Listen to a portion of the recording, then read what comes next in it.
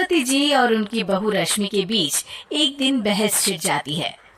आखिर किसका काम ज्यादा आसान है, बहू का या सास का? माँ जी, सास को काम ही क्या है, आपके सारे काम उंगलियों पे तो हो जाते हैं। कुछ भी। हाँ, हिसाब तो उंगलियों पे ही हो जाता है ना।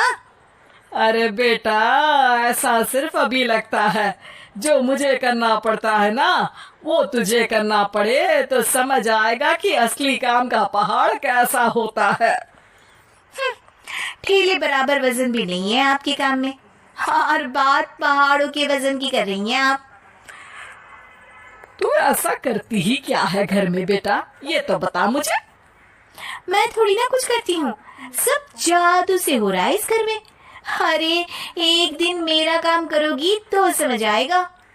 Okay okay, shut up. कल से मैं घर के काम करूंगी और तू मेरी जगह हर चीज का हिसाब रखना, ठीक है?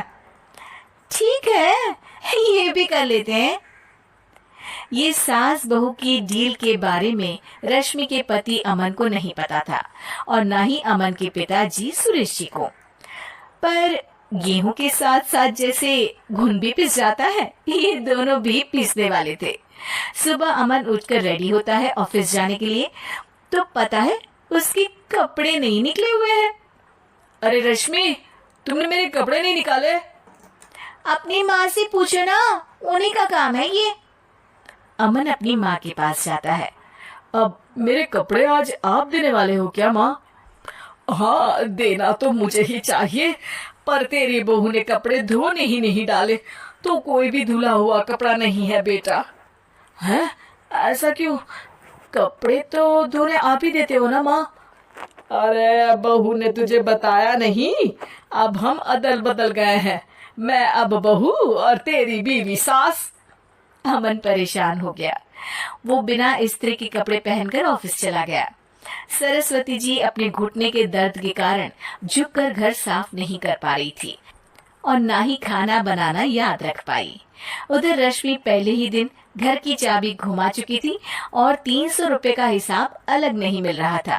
पर दोनों का ही घमंड कैलाश पर्वत से भी बड़ा था, और दोनों ही खेमे एक दूसरे की बात मानने को बिल्कुल तैयार नहीं थे। शाम को जब सुरेश जी और अमन खाना खाने बैठते हैं, तो सरस्वती जी उनके सामने गाजर और पपीते लाकर रख देती हैं। अरे माँ, ये क्या है? ख्याली पुलाव के साथ सलाद। माँ जी खाना बनाना भूल गई लगता है। अरे एक एक चमन्नी का हिसाब है मेरे पास, खाना बनाना कैसे भूल जाऊंगी?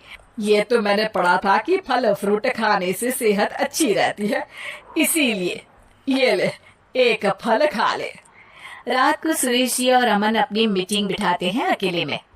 बाबूजी, इनकी लड़ाई के कारण ना हमें ठीक से खाना मिल रहा है, उल्टा घर के सारे काम रुक गए हैं।